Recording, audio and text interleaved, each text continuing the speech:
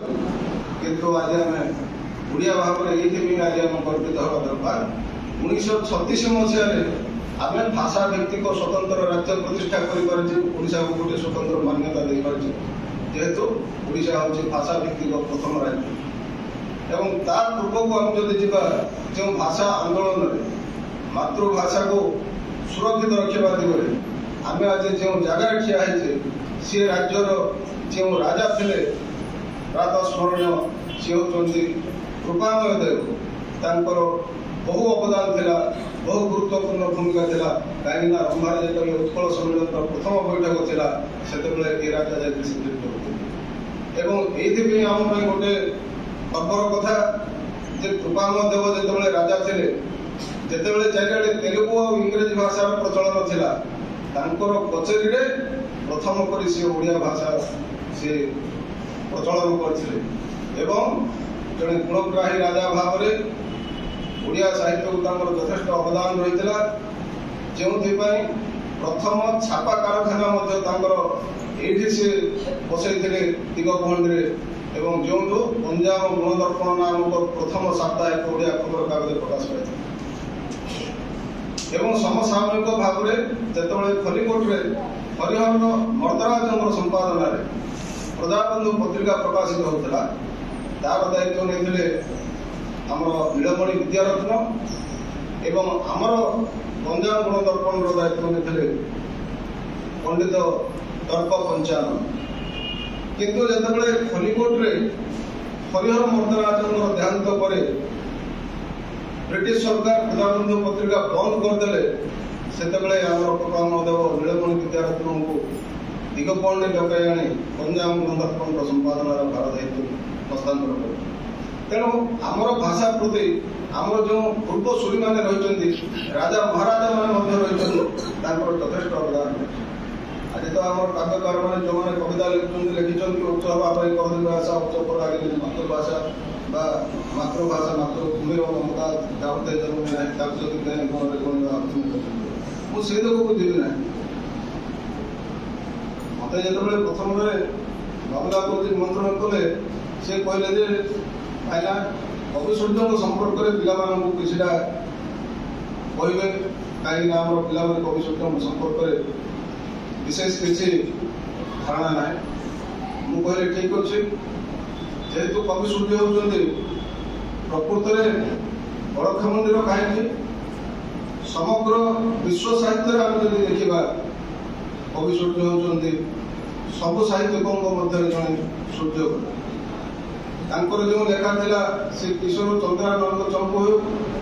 कि आम जो पाठ पढ़ुचे बर्तमान जगते केवल जने हसबे यही आम पढ़ुचे पाठ से कवि सूर्य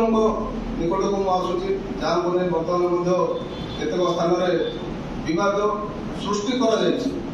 से किसी बद ना आम समस्ते जाचे सरकार पक्ष स्वीकृति प्राप्त पुस्तक गुड़ाक कवि सूर्य धर्मस्थान बड़ख मंदिर विजयनगर गढ़ बी लिखा जा स्थले बर्तमान किसी जगह सी संस्कृति विभाग हाथ पांठी को हाथेवाई हो कि अन्य कौन कारण हो गोटे ऐतिह्य ग्राम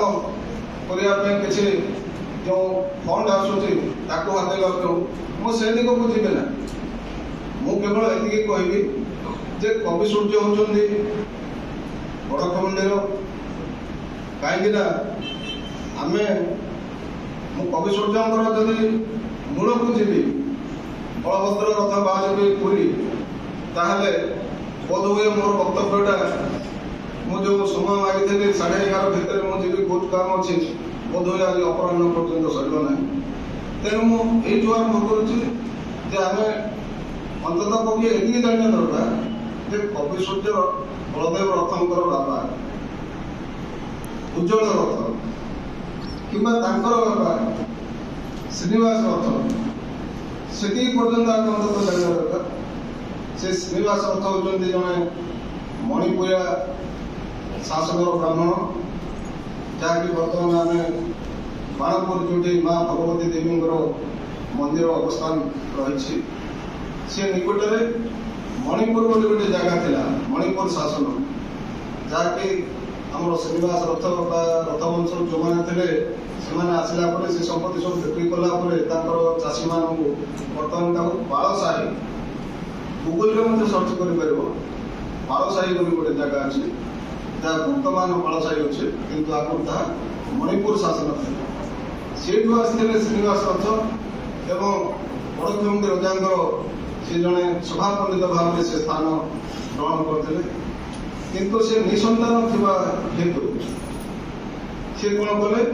ଉଜ୍ଜଳେଶ୍ୱରଙ୍କୁ, ଆମର ଯେଉଁ ଖମାରିଗାଁରେ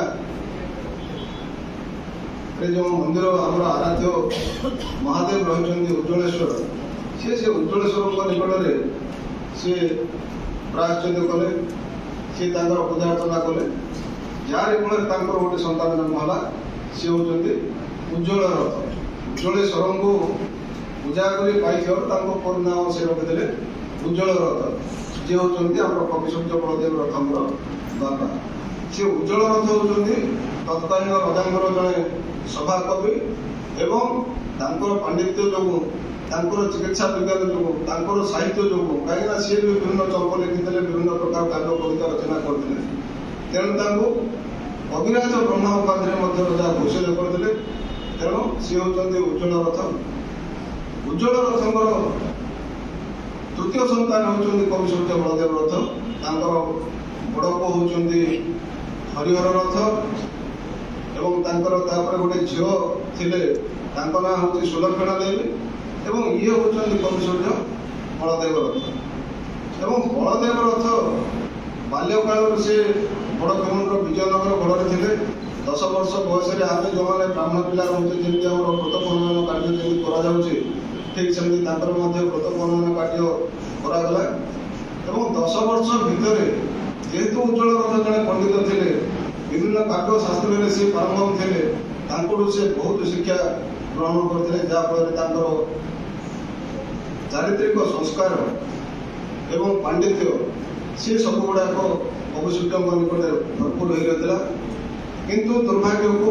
ଯେତେବେଳେ କବିସୂର୍ଯ୍ୟ ବଳଦେବ ରଥଙ୍କର ବ୍ରତପନୟନ ସରିଛି, ତାର ଗୋଟେ 4-6 ମାସ ପରେ ତାଙ୍କର ମାଆଙ୍କର ଦେହାନ୍ତ ହୋଇଯାଇଛି। ଏବଂ ମାଆଙ୍କର ଦେହାନ୍ତ ହେଲା ପରେ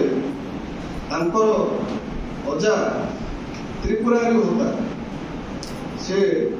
ଆମର ଯେଉଁ କବିସୂର୍ଯ୍ୟ ନଗର ନିକଟରେ ଆଠଗଡ଼ ରହିଛି, ଆଠଗଡ଼ ପାଟଣା, ସେ ଆଠଗଡ଼ ପାଟଣା ହେଉଛି କବିସୂର୍ଯ୍ୟଙ୍କର ଅଜାଘର ଗାଁ ଏବଂ ତାଙ୍କର ଅଜାଙ୍କ ନାଁ ହେଉଛି ତ୍ରିପୁରାରୀ ହୋତା। ସିଏ ଦେଖିଲେ ଯେ ଗୋଟେ ପିଲାଟା ଭିତରେ ଭଲ ବୁଦ୍ଧି ରହିଛି,